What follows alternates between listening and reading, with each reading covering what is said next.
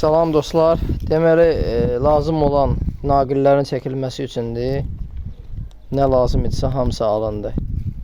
Obşet bizim deməli hesablatdırdıq. 240 manat pul edirdi. Sağ olsunlar. Əkbər inşaatda da güzəşt elədilər. Cəmi düşdü 170 manata. 170 manatdan da 45 manat borclu qaldıq. Elə bir 125 manat pul yığılmışdı da. İndi 45 manata da gələcəyinə inşallah düzəldib o da verəcək. Deməli belə, əziz dostlar, lazımı köməklik olundu. İndi bu işlər, proseslər qutarandan sonra digər məsələləri keçəcək. O da qurbanlıqdan sonra Allahın köməkliyi ilə. Allah hər birinizdən razı olsun.